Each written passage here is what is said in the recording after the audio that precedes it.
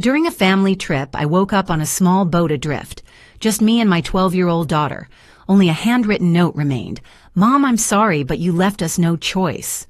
Or, at that moment, I realized my love had been turned into a weapon. But too bad for them, I survived. I'm glad you're here. That hooked the boat, the betrayal. That's where my nightmare started. How'd you find this story? Comment your platform below. Fair warning, this blends fact and storytelling. Names changed, details dramatized. But the truth about survival and forgiveness, the heat woke me before anything else. Not the gentle warmth of morning sun through bedroom curtains. This was different, aggressive. The kind of heat that presses down on your chest and steals the moisture from your mouth before you even open your eyes. I tried to move. My limbs felt heavy, disconnected. My head throbbed with a dull ache that pulsed behind my temples. For a moment, I couldn't remember where I was. Couldn't remember anything beyond the fog filling every corner of my mind. Then I opened my eyes. Blue. Endless, blinding blue stretched above me. I blinked, trying to focus, and felt it. The gentle rocking motion beneath me, the smell of water and sun-baked metal. I wasn't in my bed, I wasn't in the rental house, I was on a boat. Panic tried to claw its way up my throat, but something in me pushed it back down. Instead, clarity came, sharp and cold despite the suffocating heat. I sat up slowly, fighting the dizziness. My mouth was dry tongue, thick and cottony. How long had I been unconscious? That's when I saw her. Abigail. My daughter lay curled beside me, still wearing her life vest. Her face was flushed, the bridge of her nose already showing signs of sunburn. Her lips were cracked, but her chest rose and fell in steady rhythm. She was breathing. She was alive. Thank God. I touched her forehead, warm but not dangerously hot. Her pulse was steady. Whatever had happened to us, she was okay. For now. I pulled the blanket over her head, creating shade. Then I forced myself to look around. Water. In every direction. The surface of Lake Mojave stretched out like liquid glass, reflecting the merciless Arizona sun. No other boats, no shoreline close enough to matter. No sound except the gentle lap of water against aluminum and the awful oppressive silence that comes from being truly alone. My hands moved on autopilot, checking the boat. The engine key slot was empty. I looked for the oars. The ropes were still tied to their cleats, but the oars themselves were gone. I searched the storage compartments. No flares, no whistle, no radio, nothing. Someone had stripped this boat of everything we needed. That's when my eyes landed on the thermos, the one Heather had handed me this morning with that perfect smile. "Drink up, Mom. Herbal tea. It'll help with the heat." I picked it up and sniffed. Chamomile, maybe. Honey. But underneath something else. Something bitter and wrong. My stomach turned. Then I saw it. A piece of paper folded neatly and pinned under a smooth rock near my bag. My hands shook as I lifted the rock and unfolded the note. The handwriting was Warren's. I'd know it anywhere. "I'm sorry, Mom, but you left us no choice." No signature? No explanation? Just those words written in my son's careful script. I read it once, twice, 3 times, trying to make it mean something different, trying to make it not real. But the truth was there, in the empty engine, in the missing oars, in the drug-laced tea, in the fact that Warren and Heather were nowhere to be seen. My body went cold despite the heat pressing down on us. This wasn't an accident. This wasn't some terrible misunderstanding. My son did this. My son Warren, the boy I'd raised, the man I'd helped through every hardship, had drugged me, disabled this boat, and left me and his 12-year-old sister alone in the middle of Lake Mojave, to die. And the person who planned it was my own child. 3 days before I woke up on that boat, I was sitting at my kitchen table in Chandler, Arizona, trying to balance a budget that refused to balance. It was past midnight. The house was quiet except for the hum of the refrigerator. Abigail had fallen asleep on the couch again, math homework spread across the coffee table, her oversized hoodie pulled over her head. "My name is Diane Sullivan. I'm 52 years old. I've been a widow for 3 years. My husband Abigail's father died in a car accident on a Tuesday. I still can't think about without my chest tightening. These days, I work as a freelance accountant. It's not much, but it keeps us afloat. Life had been quiet since Michael died. Small, manageable. Just me and Abigail in our 3-bedroom house making do. Then 2 months ago, everything changed. My older sister Clara passed away. Cancer took her fast. She left me something in her will, a plot of land in Mojave County, 20 acres of desert scrub I'd never seen, until I found out what it was worth, $5.5 million. The appraiser had said it so casually, like he was talking about the weather. A massive development project was coming through. Data centers, logistics hubs. With the right buyer, that land could sell for 15, even 20 million. I'd stared at that appraisal report for a long time. That kind of money could change everything. Abigail's college fund, a house without a leaking roof, maybe even retirement that didn't involve working until I dropped dead. Then Warren started calling, my son, 33 years old from my first marriage. We'd always had a complicated relationship. After his father and I divorced, Warren bounced between us, never quite settling. As an adult, he'd become distant. Polite, but distant. Holidays and birthday texts, that was about it, until the land.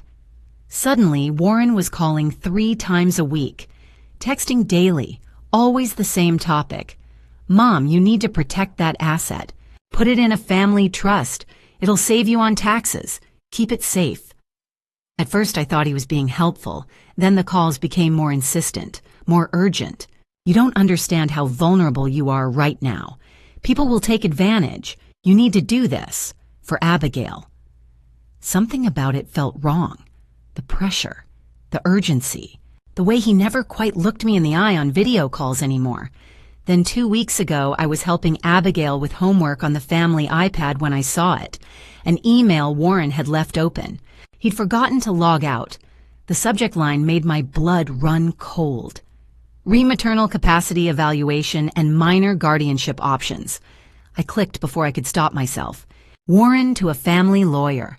Careful clinical language. Concerned son worried about recently widowed mother. Potential grief-related instability.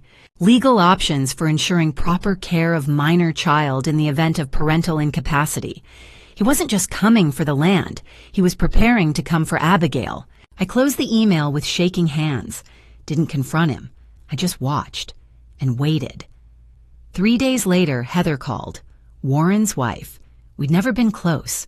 Always perfectly polite, perfectly put together, perfectly impossible to read. Diane High Warren and I are renting this amazing house near Lake Mojave next weekend. Family bonding time. We'd love for you and Abigail to join us, just a couple days. Relaxation, no phones, no stress. I should have said no. Every instinct was screaming at me to say no. But then Abigail overheard. Her face lit up in a way I hadn't seen in months. Mom, can we please? I miss Warren. It's been forever since we did anything as a family. I looked at my daughter's hopeful face, at the iPad with that email burned into my memory, at the phone in my hand, and I said yes, not because I trusted Warren, not because I thought everything was fine, but because I needed to know. I needed to see exactly what my son was planning. I got my answer, and it almost killed me. The house was perfect. White walls, soft lighting, a view of the mountains that looked like it belonged on a postcard. Too perfect. Like a stage set for something terrible. Warren met us at the door. His smile was wide practiced. Mom, you made it. I hadn't seen him in 3 months. He looked thinner, tired. His eyes flickered over me, assessing, measuring, before landing on Abigail. Hey, kiddo, he said. Abigail grinned and hugged him. She still loved her big brother. She didn't know what I knew, didn't see what I saw. Heather appeared behind him, blonde and poised in a linen sundress. Diane, we're so glad you're here. She kissed my cheek, cool, efficient. Come in. I'll show you to your room. The house was spacious. Open-plan living room kitchen with granite counters, sliding glass doors that opened onto a deck overlooking Lake Mojave. Everything gleamed. Everything smelled like lemon cleaner and something floral I couldn't place. You're over here, Heather said, leading me down a short hallway past the kitchen. She opened a door near the garage. "We thought you'd like some privacy."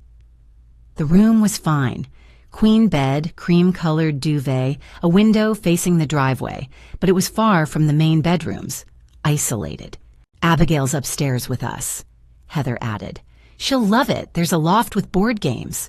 I nodded, smiled, said thank you, but something coiled tight in my chest. Dinner was a barbecue on the deck. Warren grilled chicken and vegetables while Heather set the table with cloth napkins and iced tea in mason jars. Abigail ran around the yard chasing lizards. The sun sank behind the ridgeline, painting the sky orange and purple. It should have been nice, but Warren barely looked at me. When I asked him about work, he answered in clipped sentences. When I mentioned the land in Mojave County, his jaw tightened. "We should talk about that," Heather said smoothly, passing me a bowl of coleslaw. "Estate planning, making sure everything's protected." "I have a will," I said, "but a trust is better," she continued, "especially with Abigail. You want to make sure she's taken care of if—" "I'm 52, I interrupted. "Not dying." Heather's smile didn't waver. "Of course, just smart planning." Warren said nothing. He stared at his plate, chewing slowly. That night, I lay in the isolated bedroom near the garage, staring at the ceiling.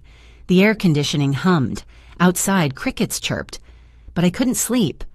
Around midnight, I heard voices. I sat up, held my breath. Warren and Heather were on the deck. Their voices were low, muffled by the sliding door, but I caught fragments. "Tomorrow, just stick to the plan." "What if she won't, trust me." Silence. Then footsteps inside, a door closing. I lay back down. My heart hammered against my ribs. I should have grabbed Abigail right then. Walked out to the car, driven back to Chandler, locked the doors, and called a lawyer. But I didn't. I told myself I was being paranoid, that I'd misheard, that my son wouldn't hurt me. I told myself I'd keep my eyes open, stay alert, see what tomorrow brought. That hesitation almost cost us everything. The morning started with smiles and coffee. By noon, I was fighting to stay conscious. I woke to the smell of bacon. When I came into the kitchen, Heather was already at the stove, hair pulled back in a ponytail, humming softly. Warren sat at the table, scrolling through his phone. Abigail was pouring orange juice. "Morning, Mom," Warren said without looking up. "Good morning." I poured myself coffee. My hands were steady, but my mind wasn't. I kept hearing last night's whisper. "Tomorrow. Stick to the plan." "We're thinking we'll head out around 10, Heather said brightly. "The lake's gorgeous in the morning, not too crowded yet." "Sounds good," I said. After breakfast, Heather prepared a large thermos. She filled it carefully, added honey stirred. "Herbal tea," she explained. "Chamomile and mint. It helps with motion sickness. The water out there can get choppy." I watched her screw the lid tight. She smiled at me. "You'll love it." At the marina, Warren handled everything. He spoke to the attendant, a middle-aged man with a weathered face and a name tag that read, Jerry Wallace. Jerry handed over keys to 2 small motorboats. Warren nodded along, but I noticed he spent a long time checking the engine on one of them. Too long. "Why 2 boats?" I asked. "More fun that way," Warren said. "You and Abigail can have some mom-daughter time. We'll stay close." Abigail's eyes lit up. "Can I steer, Mom?" I hesitated, but she looked so excited, so trusting. "Sure, sweetheart." We loaded into separate boats, Warren and Heather in one, Abigail and I in the other. The sun was already high, the air shimmering with heat. Lake Mojave stretched out before us, blue and endless. Warren started his engine first. Ours sputtered, then caught. We followed them out onto the water. For the first 20 minutes, it was almost peaceful. The boats stayed close, maybe 50 feet apart. Abigail laughed as spray hit her face. I kept one hand on the wheel, the other shading my eyes. Then Heather stood up in their boat and waved us closer.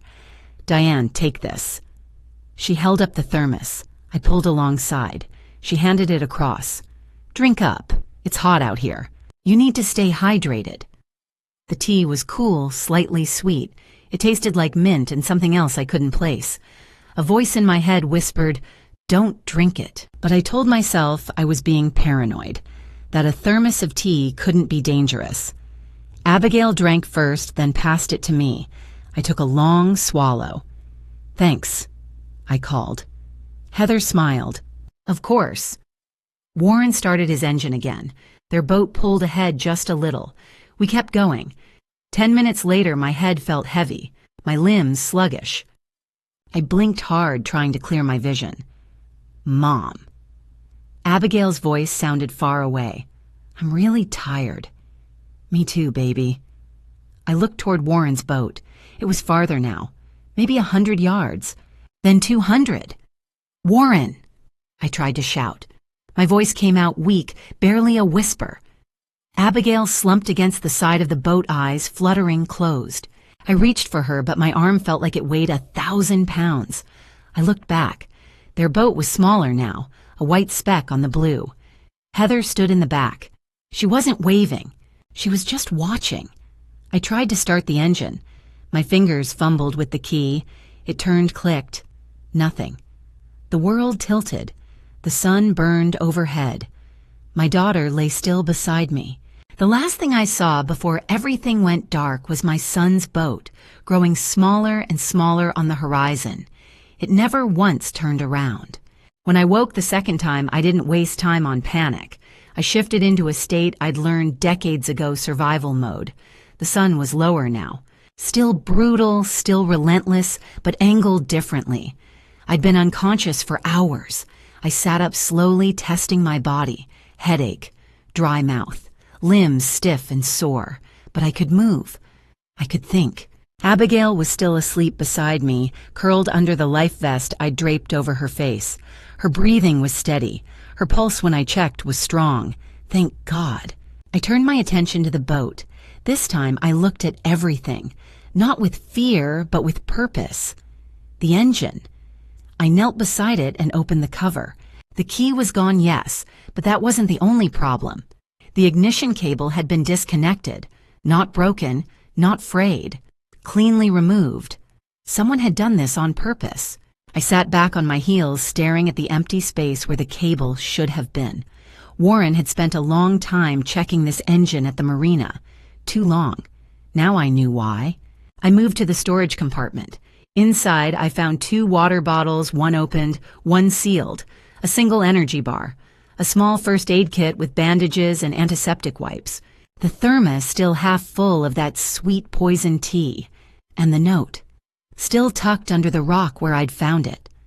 I unfolded it carefully, read it again. Warren's handwriting. His words. "I'm sorry, Mom, but you left us no choice." I folded it back up, slipped it into the waterproof pocket of my jacket. Evidence. I assessed our resources. 2 bottles of water. Maybe 30 ounces total. In this heat with 2 people, that would last 12 hours at best. The energy bar wouldn't help much. We had no shade except the life vests. No oars, no radio, no flares. Abigail stirred. Her eyes opened slowly, confused. "Mom." "I'm here, baby." I helped her sit up, handed her the open water bottle. "Drink. Slowly." She obeyed, her lips cracked and dry. "What happened?" "We got lost," I said. It wasn't a lie. Not exactly. She looked around at the empty lake, the distant mountains. "Where's Warren?" "He went ahead. We'll catch up." Another lie. But I couldn't tell her the truth. Not yet. I did the math. The shoreline was maybe 2 miles away, maybe 3. Too far for Abigail to swim, especially in her condition. But I could make it. I'd swum farther in college, back when my body was younger and stronger. If I left now, I could reach land before dark, find help, come back. If I stayed, we'd both die out here. Abigail listened to me. I held her face in my hands. "I need you to stay on this boat. Don't jump in the water. Don't waste energy shouting. If you see another boat, wave, but don't scream. Save your strength." Her eyes widened. "You're leaving." "I'm going to get help. I'll be back. I promise." "No." Her voice broke. "Don't leave me like Warren did." The words hit me like a fist. I pulled her close, held her tight. "I am nothing like Warren. I am your mother. I will come back for you. Do you understand me?" She nodded against my shoulder, sobbing. I found a pen in the first aid kit. On the back of Warren's note, I wrote Diane Sullivan, 52, Abigail Sullivan, 12, drugged and abandoned, Lake Mojave, June 14th. I tucked it under the sealed water bottle where it would stay dry. Then I kissed Abigail's forehead, adjusted her life vest, and climbed to the edge of the boat. The water was colder than I expected. It shocked my system, jolted me fully awake. I looked back one last time. Abigail sat small and alone in that drifting boat, watching me with wide, terrified eyes. Then I started swimming, because if I didn't swim, we would both die out here. The water seemed endless. Every stroke burned. Every breath was a battle. But I kept going, because mothers don't have the luxury of giving up. I swam steadily, not fast. I couldn't afford speed. I needed endurance. My arms ached. My legs felt like lead. Lake water splashed into my eyes, my nose, my mouth. I swallowed some choked, coughed it back up, kept swimming. I thought about Warren. Warren at 7 helping me bake cookies in our tiny apartment kitchen. Warren at 10 hugging me tight after his father left and whispering, "I'll always take care of you, Mom." Warren at 15 winning the math competition. I'd been so proud. What happened to that boy? When did he change? I knew the answer. Heather. 3 years ago, when he brought her home for Thanksgiving, I saw it immediately. The way she looked at our house, calculating. The way she asked about my retirement plan, my assets, my insurance. Warren started asking for money after that. $5,000 for a business opportunity, $10,000 for a down payment, $15,000 to cover debt. It was never enough. When did money become more important than your own mother? My arms cramped. I paused, treading water, gasping for air. The shore still looked impossibly far. I turned back. The boat was a tiny dot now. I couldn't see Abigail anymore. Panic clawed at my chest. What if she fell in? What if another boat found her and didn't believe her story? What if no one found her at all? I started swimming again, harder this time. Too hard.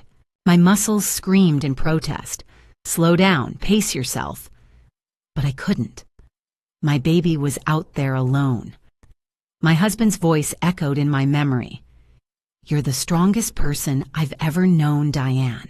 He'd said that during chemo, during the awful final months when he could barely stand and I held him up anyway. When I worked full time and cared for him and made sure Abigail still got to soccer practice and piano lessons. "You're the strongest person I've ever known." I had to be strong now. For Abigail. For him. For myself. My arms moved mechanically. Stroke. Breathe. Stroke. Breathe.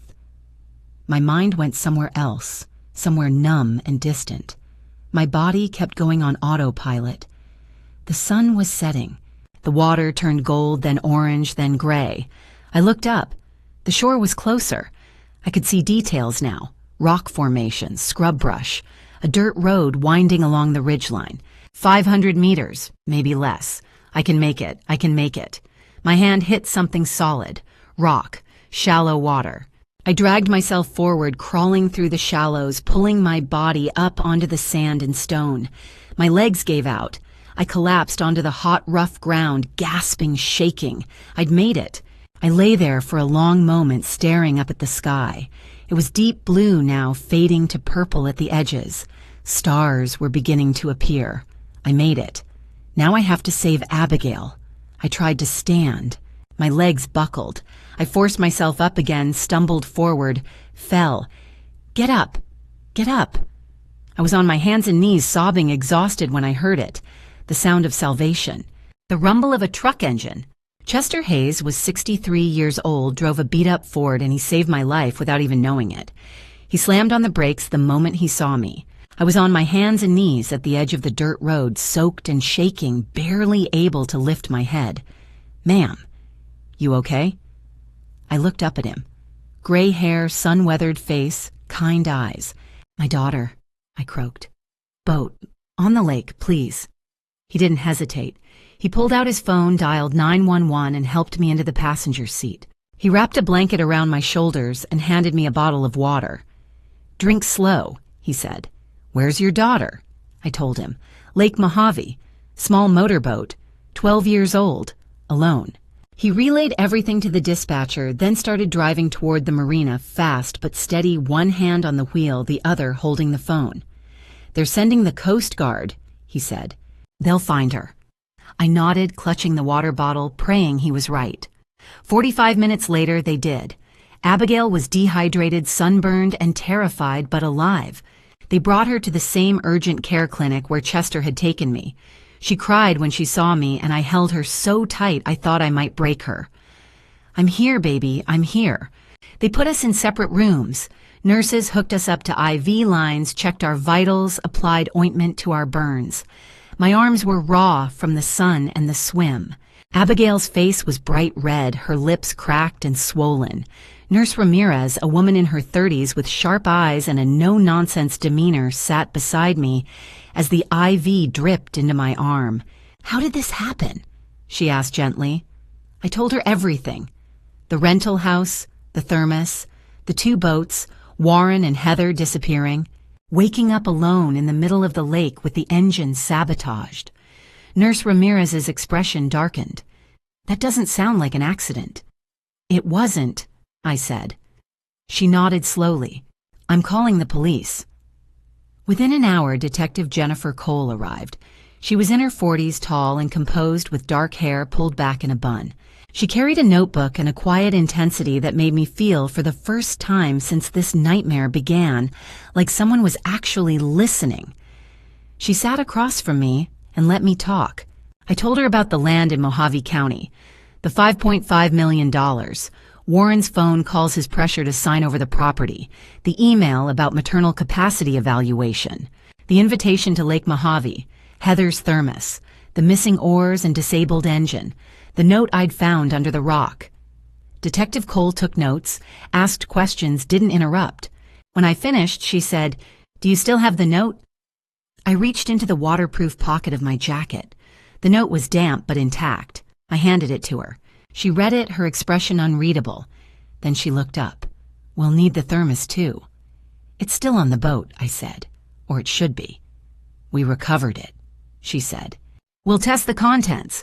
We'll also need blood samples from you and Abigail." They drew our blood that evening. 2 days later, the lab results came back benzodiazepines, both of us. A sedative strong enough to knock out a grown woman and a child for hours. Detective Cole came back to see me at the hotel where I was staying with Abigail. She sat at the small table by the window and opened her notebook. "Mrs. Sullivan, this is attempted murder and child endangerment. Who would want to harm you?" I didn't hesitate. "My son, Warren Sullivan." She didn't look surprised. "Tell me everything." So I did. I told her about Warren's debts, his obsession with the land, his wife Heather's cold calculation. I told her about the 2 boats, the disabled engine, the deliberate separation. I told her how they'd watched us drink from that thermos and then sailed away. Detective Cole wrote it all down. Then she looked up, her gaze steady. "We'll need to verify a few things. The boat rental records, surveillance footage from the marina, witness statements. But based on what you've told me and the physical evidence, I'm opening a full investigation." Relief flooded through me so strong I almost started crying again. "We'll get him," she said. "I promise you that." She stood, closed her notebook, and looked me straight in the eye. "Mrs. Sullivan, I believe you. Now let's prove it." Coming home should have felt safe, but it didn't, because even from a distance, Warren was still trying to destroy me. Abigail didn't speak much on the drive back to Chandler. She sat in the passenger seat, staring out the window, her hands folded tightly in her lap. When we got home, she followed me from room to room, unwilling to be alone. That night, she crawled into bed with me. She hadn't done that since she was 6. "It's okay, baby," I whispered, stroking her hair. "We're safe now." But I wasn't sure I believed it. On the 3rd day, Home Detective Cole called. "We pulled Warren's phone records," she said. "In the 9 hours after you went missing, he made 2 calls, both to lawyers. He didn't call 911. Didn't call the Coast Guard, didn't report you missing." I closed my eyes. My hand tightened around the phone. "He knew you were out there," she continued, "and he did nothing." I should have been shocked, but I wasn't. Some part of me had already known. "There's more. Detective Cole said. We talked to Jerry Wallace, the marina attendant. He said Warren and Heather returned the boat around 4 that afternoon. Calm, relaxed. They joked about the weather. They didn't ask about your boat, didn't mention you at all. My stomach turned. We're also digging into Warren's finances, she went on. He owes $520,000. Business loans, credit cards, gambling debts. His wife Heather has another $80,000 in credit card debt. They're 3 months behind on their mortgage. Foreclosure notices have been filed. $500,000. Suddenly, the $5.5 million plot of land in Mojave County made perfect sense. Mrs. Sullivan, your son was desperate. Desperate people do dangerous things. I thanked her and hung up. 10 minutes later, the doorbell rang. A courier handed me a thick envelope, legal papers. I opened it with shaking hands. Emergency petition for mental capacity evaluation and temporary guardianship of minor child Abigail Sullivan. They were suing me. Warren and Heather were suing me for custody of Abigail, claiming I was mentally unfit. I sat down at the kitchen table and read through the document. It painted a picture of a woman who was unstable, erratic, neglectful, a woman who had put her daughter in danger. They were flipping the story, making me the villain. I called Jonathan Webb, the attorney Sandra had recommended. His retainer was $25,000. I agreed without hesitation. Jonathan came to my house that afternoon. He was in his 50s, silver-haired, sharp-eyed. They're trying to flip the narrative, he said, scanning the petition. Paint you as unstable so they can control Abigail and the estate. Bold move, considering they're under investigation for attempted murder. Can they win? I asked. Not if we fight smart. We have the police report, the medical evidence, the note, the disabled boat, the drugs in your system. We have facts on our side. He looked at me seriously. But this is going to get ugly. They're going to attack your character, your judgment, your fitness as a mother. Are you ready for that? I thought of Abigail upstairs, scared and silent. I thought of Warren sailing away, leaving us to die. I'm ready, I said. I want him in prison. Over the next week, Detective Cole kept digging. She called with updates, subpoenaed bank records, interviewed witnesses, reviewed surveillance footage. I'm checking everything, she said. Insurance policies, legal documents, emails. If there's something there, I'll find it. I believed her. 3 days later, she called again. Her voice was different this time, tighter. Mrs. Sullivan, we found something. A life insurance policy in your name. My blood went cold. How much? I asked. $2 million. Beneficiary Warren Sullivan. It was taken out 6 months ago. I thought the worst thing was that my son tried to kill me. I was wrong. The worst thing was discovering he'd been planning it for 6 months. Detective Cole's voice on the phone was steady, but I could hear the tension underneath. Mrs. Sullivan, you need to sit down for this. I was already sitting. My hands gripped the edge of the kitchen table. 6 months ago, Warren took out a life insurance policy on you. $2 million. Beneficiary Warren Sullivan. The room tilted. I didn't know. You signed something, Detective Cole said. Do you remember? I did. Suddenly I did. Warren had come over in January. He'd brought papers. Estate planning documents, he called them.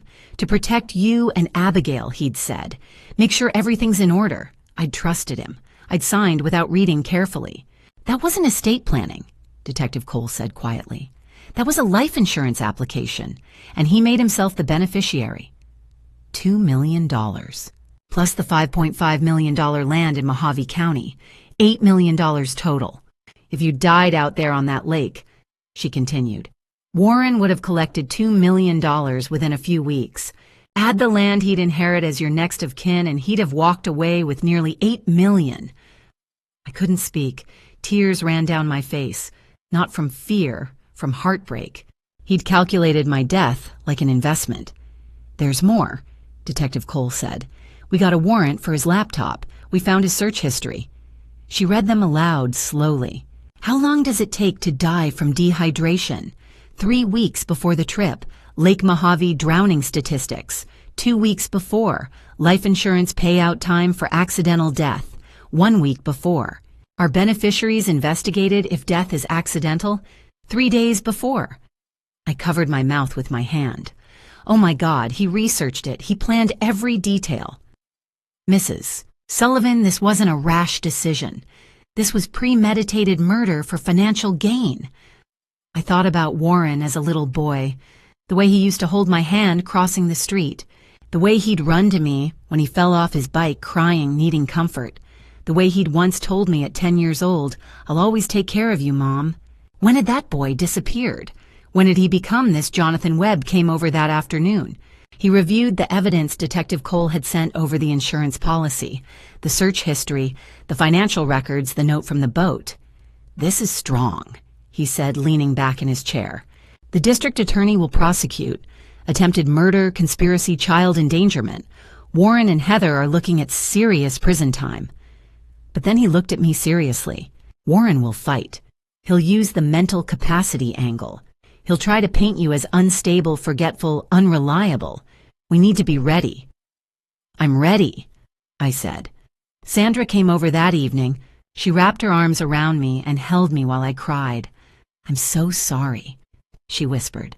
"I always knew Heather was bad news, but Warren, I never thought." "I didn't either," I said. "That's the worst part." Sandra pulled back, looked at me with fierce eyes. "You're going to fight this. You're going to win. And that boy is going to pay for what he did." I nodded, wiping my tears.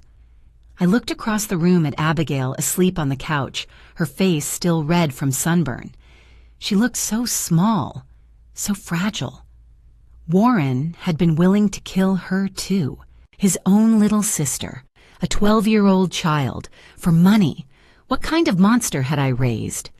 That night, I couldn't sleep. I kept thinking about the search history. How long does it take to die from dehydration? He'd sat at his computer typing that into Google, calculating how long it would take for his own mother to die of thirst in the desert sun. And then he'd invited me to the lake. He'd smiled, he'd hugged me, he'd handed me that thermos. Knowing. 2 weeks later, Detective Cole called again. "Mrs. Sullivan, we found something else." My stomach dropped. "What? A will, a forged will, in your name." I closed my eyes. "It gets worse," she said quietly. "He forged your signature using a birthday card you sent him 2 years ago. They say facing your demons is hard. They don't tell you what it feels like when your demon is your own son." I walked into the courtroom on a cold morning in October, 3 months after Lake Mojave. Jonathan Webb was beside me, his hand briefly on my shoulder. Abigail stayed home with Sandra. She wasn't ready to see Warren yet. Neither was I, but I didn't have a choice. Warren sat at the defense table. He wore a suit I'd never seen before, navy blue, expensive. His hair was cut short. He looked thinner, older. He didn't look at me. Heather sat beside him, perfectly composed, hands folded in her lap. She glanced at me once, her expression blank, as if I were a stranger. The judge entered. We all stood. "The state of Arizona versus Warren Sullivan and Heather Sullivan," the clerk announced. The charges were read aloud. Attempted murder in the first degree, child endangerment, conspiracy to commit murder. Warren stared straight ahead. District Attorney Margaret Rhodes stood to give her opening statement. She was in her mid-40s, sharp-eyed, commanding. Her voice filled the courtroom. "This case is about greed," she began. "About a son who valued $8 million more than his own mother's life." She walked toward the jury, making eye contact with each of them. "The evidence will show that Warren Sullivan systematically planned, researched, and executed a plot to murder his mother, Diane Sullivan, and his 12-year-old sister, Abigail Sullivan. He purchased a life insurance policy on his mother without her knowledge. He researched how long it takes to die from dehydration. He disabled a boat. He drugged them both. And then he sailed away and left them to die." The jury listened, riveted. The defense attorney stood next. He was younger, polished, confident in a way that felt rehearsed. "This is a tragic misunderstanding," he said smoothly. "Warren Sullivan loves his mother. What happened on Lake Mojave was a series of unfortunate events, not murder. We will show that the evidence is circumstantial, incomplete, and misinterpreted. But his words felt hollow. Even he didn't seem to believe them. D.A. Rhodes called her first witness. An insurance agent testified about the $2 million policy. Warren had applied for it. Warren was the beneficiary. Diane had signed the paperwork believing it was estate planning. Did Mrs. Sullivan know this was a life insurance policy with her son as beneficiary? Rhodes asked. No, ma'am. She was told it was part of a family trust protection plan. Next came the forensic computer analyst. He walked the jury through Warren's search history displayed on a large screen for everyone to see. How long does it take to die from dehydration? Lake Mojave drowning statistics. Life insurance payout time for accidental death. Are beneficiaries investigated if death is accidental? The jury stared at the screen. One woman covered her mouth. Another shook her head slowly. The defense attorney objected. Searches alone don't prove intent, Your Honor. Overruled, the judge said. The jury will decide relevance. Then came the physical evidence. The thermos. Heather's fingerprints on the lid. Warren's fingerprints on the body of the container. The toxicology report. Benzodiazepines found in the thermos matched exactly the drugs found in Diane and Abigail's bloodstreams. The boat. Photographs showed the disconnected engine cable, the missing oars, the deliberate sabotage. D.A. Rhodes held up the photographs for the jury to see. She let them sit with the images. Let them absorb what they were seeing. This was not an accident. This was sabotage. This was attempted murder. Warren shifted in his seat. His hands trembled. He whispered something urgent to his lawyer, who shook his head. Heather remained motionless, staring straight ahead. D.A. Rhodes turned back to the jury. And this is just the beginning. Because Warren Sullivan didn't just plan to kill his mother. He planned to steal from her, even after she was dead. She paused, letting the words settle over the courtroom. Your Honor, the state would like to introduce Exhibit 47, a forged will. The courtroom went silent. I thought the insurance discovery was the worst betrayal until they brought out the birthday card. The card I'd written with all my love. The card he'd used to forge my will. D.A. Rhodes stood before the jury holding a document. During a search of the defendant's residence, we found this. She held it up. The last will and testament of Diane Sullivan, dated 1 year ago. It leaves 70% of Mrs. Sullivan's estate to Warren Sullivan and 30% to Abigail Sullivan. The signature looked real. It looked like mine. I stood up, my heart pounding. I never signed that. The judge looked at me. Mrs. Sullivan, please sit down. You'll have your turn. Jonathan pulled me gently back into my seat. D.A. Rhodes continued. The state calls document examiner Dr. Patricia Thornton. An older woman in glasses took the stand. She was calm, methodical, precise. Doctor. Thornton, can you tell the jury about this? Yes, this signature is a forgery, a high-quality forgery, but a forgery nonetheless. The signature was digitally scanned from another document and placed onto this one. The jury leaned forward. And did you identify the source document? Yes, we did. D.A. Rhodes walked to the evidence table and picked up a plastic sleeve. Inside was a birthday card. My chest tightened. She held it up for the jury to see. On the front, a cheerful birthday design with balloons. Inside, my handwriting, Happy Birthday, Warren. I'm so proud of the man you've become. I will always love you. Mom. My signature at the bottom. Mom, in my handwriting. Dr. Thornton continued. The signature on the forged will matches this birthday card signature perfectly. Pixel for pixel. D.A. Rhodes projected both signatures side by side on the screen. They overlapped exactly. Someone scanned this signature and digitally placed it onto the forged will. Murmurs spread through the courtroom. D.A. Rhodes turned to me.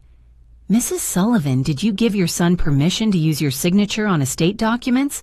I could barely speak. Tears ran down my face. No.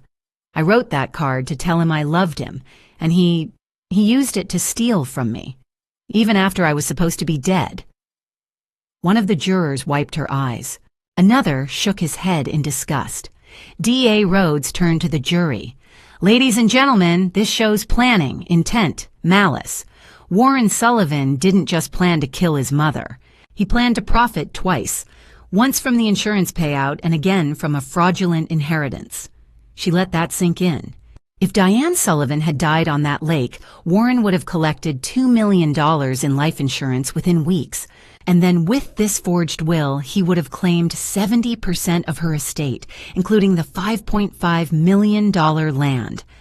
Suddenly, Warren stood up. Heather said it was just a backup plan in case. His lawyer grabbed his arm, hissing, "Warren, sit down now." But the damage was done. The jury had heard it. Heather's head snapped toward Warren. She glared at him, teeth clenched. "Shut up!" D.A. Rhodes turned slowly toward Warren, her voice deadly calm. "A backup plan. A backup plan for what, Mr. Sullivan? For after you murdered your mother." The defense attorney shot to his feet. Objection, argumentative. Sustained, the judge said. But the jury will not be able to forget what the defendant just said. Warren sank back into his chair, pale and trembling.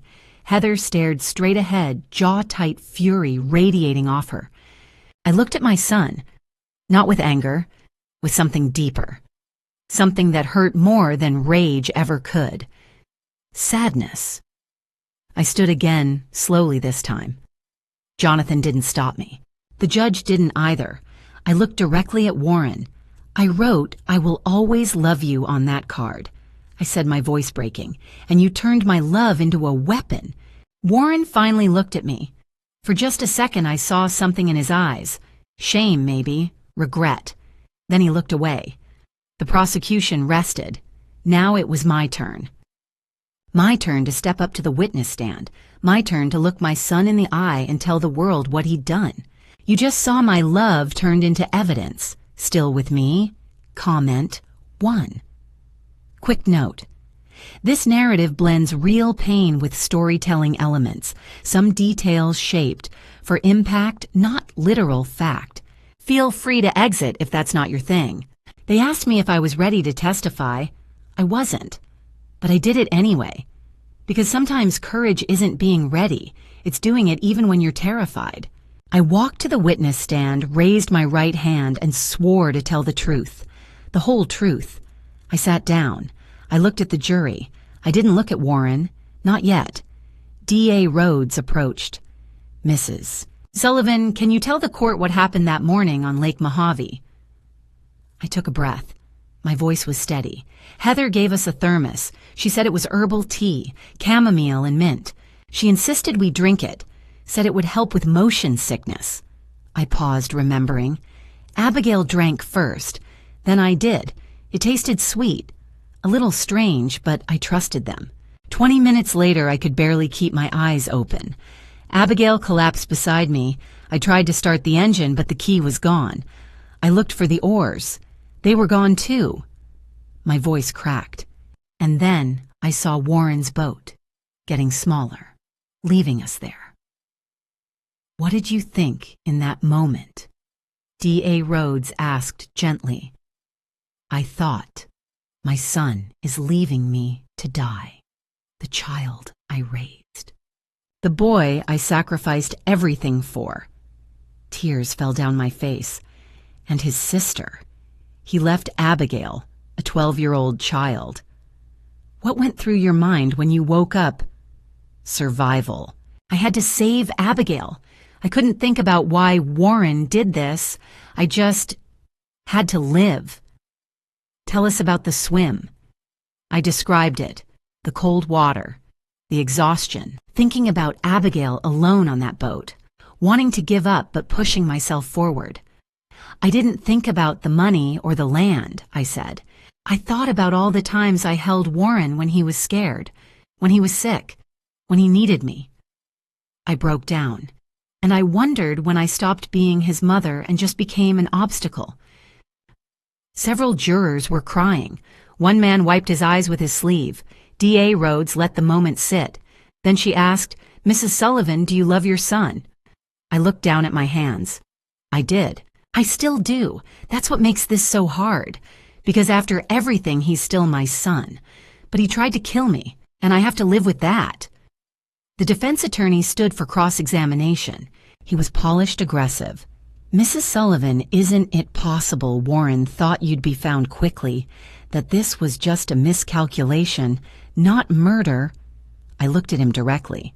He took the engine key, he removed the oars, he drugged us. He researched how long it takes to die from dehydration. Does that sound like a miscalculation, or does it sound like murder? You've been under stress, the grief after your husband's death, financial pressure. Perhaps you misremembered. I cut him off. I remember everything. The taste of that tea, the look on Heather's face as their boat pulled away, the note Warren left. I remember all of it. He tried a few more questions, but I didn't break. DeRhodes stood for redirect. Mrs. Sullivan, do you have anything you'd like to say to your son? The courtroom went silent. I finally looked at Warren. He looked back at me for the first time since the trial began. Tears streamed down his face. I want to ask you one question, Warren. Just one. I paused. Was my life really only worth $8 million to you? Because to me, you were priceless. Warren sobbed. He dropped his head into his hands, shoulders shaking. Heather rolled her eyes. The jury saw it. I stepped down from the stand. I didn't look at Warren again. I've said what needed to be said, I told Jonathan. Now it's up to the jury. The jury deliberated for 6 hours. 6 hours of waiting in a small room with Abigail and Sandra, drinking bad coffee, pacing, praying. When the clerk called us back, my heart was pounding so hard, I thought I might collapse. I held Abigail's hand and waited for the words that would define the rest of our lives. I'd imagined this moment 100 times, the moment the jury would say, guilty. I thought I'd feel victorious. Instead, I just felt tired. The jury filed back in after 6 hours. Their faces were serious, unreadable. The judge looked at them. Has the jury reached a verdict? The foreman stood. He was an older man, gray-haired, wearing glasses. Yes, Your Honor, we have. The courtroom went silent. You could have heard a pin drop. I held Abigail's hand on one side. Jonathan Webb sat on the other. My heart pounded so hard I thought everyone could hear it. The judge spoke. On the charge of attempted murder in the first degree, how do you find the defendant, Warren Sullivan? The foreman's voice was clear and steady. Guilty. Zatzor, a collective exhale swept through the room. Someone behind me whispered, thank God. On the charge of child endangerment, guilty. On the charge of conspiracy to commit murder, guilty. Warren dropped his head onto the table. His shoulders shook. The judge turned to the other side of the defense table. And for the defendant, Heather Sullivan. The foreman repeated the verdicts. Guilty, guilty, guilty. Heather showed no emotion. She just stared straight ahead, her jaw tight. The judge thanked the jury and dismissed them. He set the sentencing hearing for 2 weeks later. I didn't celebrate. I just exhaled. A long, shaky breath I felt like I'd been holding for months. Abigail leaned against me. Does this mean we're safe now, Mom? I kissed the top of her head. Yes, baby, we're safe now.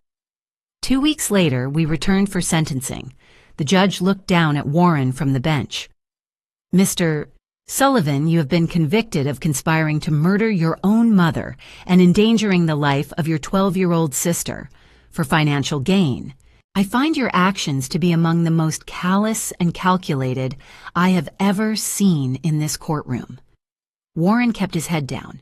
You are sentenced to 25 years in state prison. You will not be eligible for parole for 15 years. Warren's head shot up. Mom, I'm sorry, The judge cut him off. You'll have time to think about that apology, Mr. Sullivan. He turned to Heather. Mrs. Sullivan, while you may not have been the originator of this plan, you were an active and willing participant. You are sentenced to 20 years in state prison. For the first time, Heather reacted. She stood up, her voice sharp. This is ridiculous. He was the one who... The judge's gaze was ice. Mrs. Sullivan, sit down, or I will add contempt of court to your sentence. Heather sat glaring. The bailiffs moved forward. Warren and Heather were led out in handcuffs. Warren looked back at me one last time. His lips moved. "I'm sorry." I looked away. Outside the courthouse, reporters swarmed. Cameras flashed. Microphones were thrust toward me. I gave a brief statement. "Justice was served today, but healing will take much longer. My daughter and I are focused on moving forward." Jonathan guided us through the crowd to his car. Abigail held my hand tightly. Sandra waited by the vehicle, arms open. The trial was over, but my journey wasn't, because now I had to learn to live with what my son had done.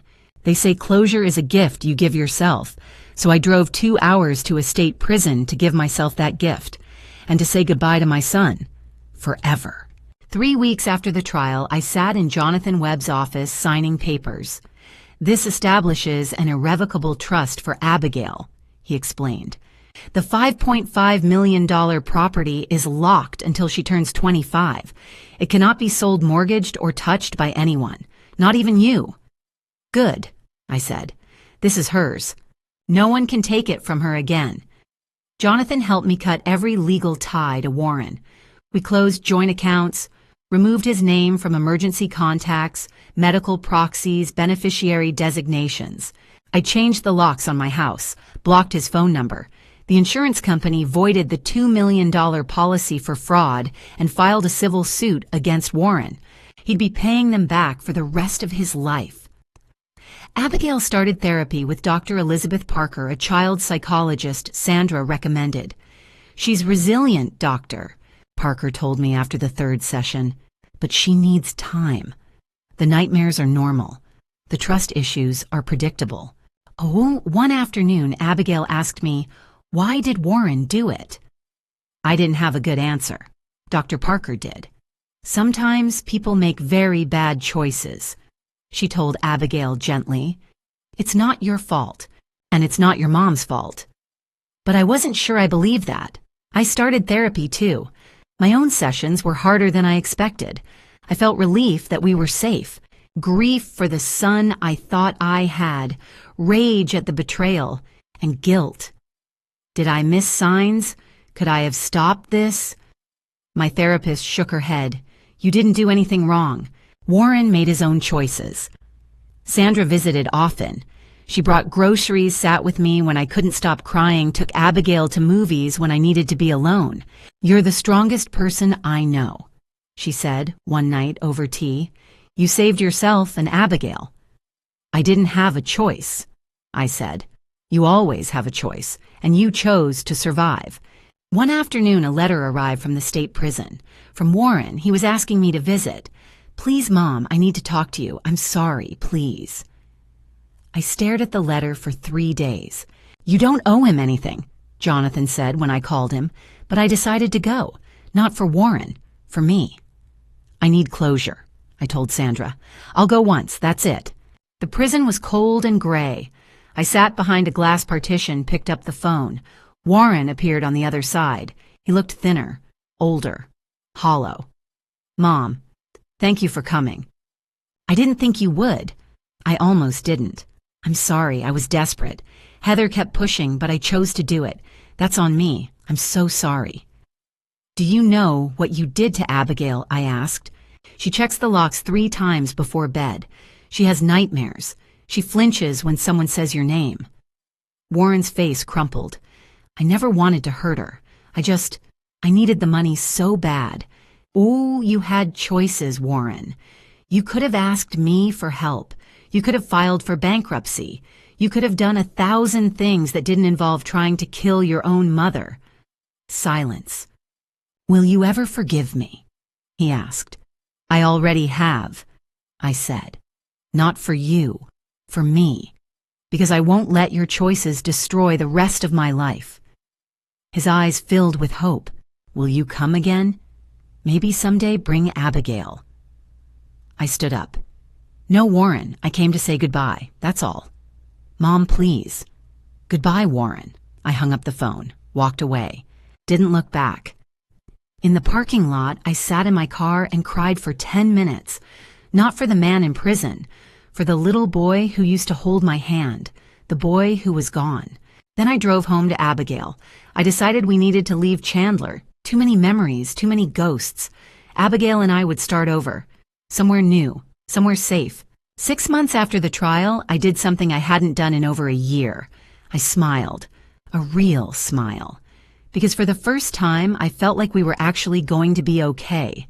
We moved to a small town 2 hours from Chandler, far enough to feel like a fresh start, close enough that Sandra could still visit. The house was modest. 3 bedrooms, a small yard, a quiet street in a safe neighborhood. Nothing fancy, but it was ours.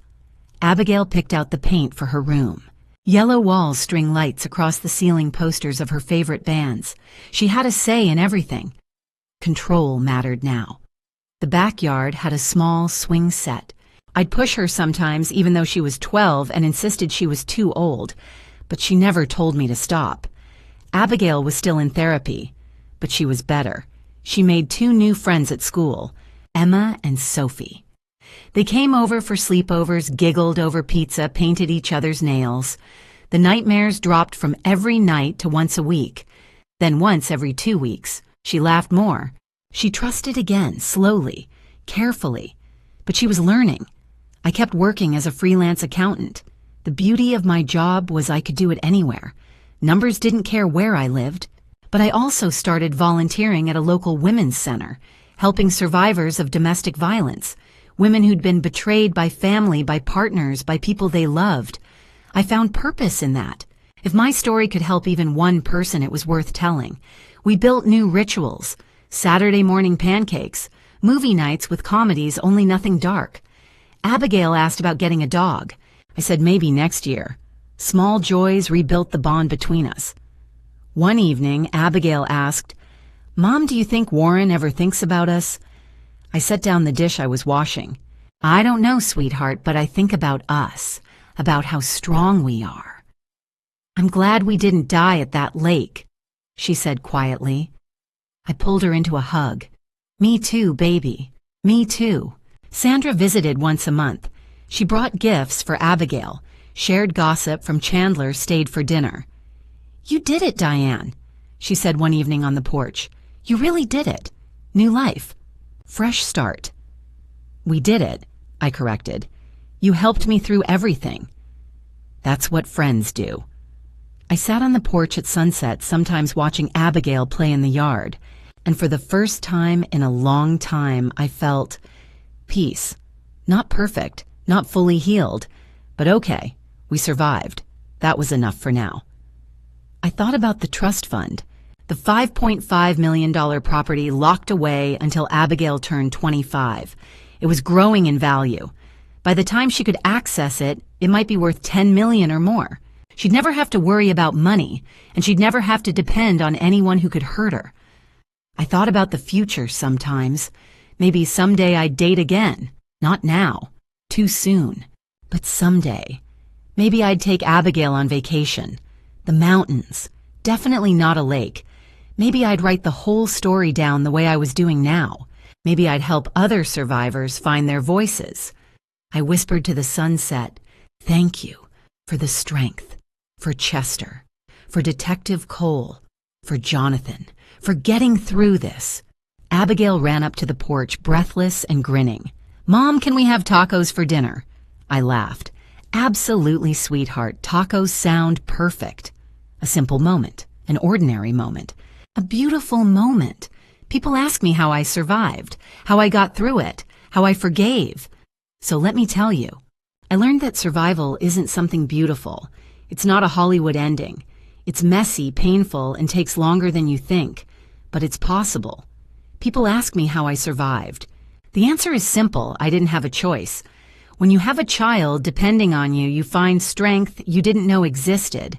Survival isn't heroic. It's desperate. It's clawing, fighting, and refusing to stop. I survived not because I was strong. I survived because I was terrified, and fear can be just as powerful as strength. I learned that when your body wants to quit, your mind can push you forward. When I was swimming toward shore, every muscle screaming, I kept thinking, one more stroke, just one more, and then another, and another. That's survival. Breaking the impossible into small, possible pieces. The worst betrayals always come from the people you trust Most. I used to think family meant unconditional love. I learned that's not always true. It should be, but it isn't. Warren was my son. I gave him life. I raised him. I sacrificed for him. But he chose to become my enemy. And I had to choose myself. I had to choose Abigail.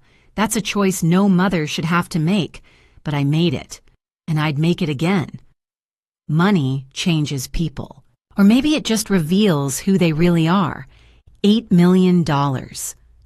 That's what my life was worth to Warren. My life and Abigail's childhood and every memory we'd ever made together. But to Abigail, I was everything. That's the difference. I would have given away every cent of that land if it meant I could have my son back, the son I thought existed, the boy who promised to take care of me. But that boy was gone. Maybe he never existed at all. I forgave Warren. People don't understand that. Forgiveness wasn't for him. It was for me. Carrying hatred is like drinking poison and waiting for the other person to die. I refused to let his choices poison the rest of my life. I forgave so I could move forward, so I could breathe, so I could sleep at night without rage eating me alive.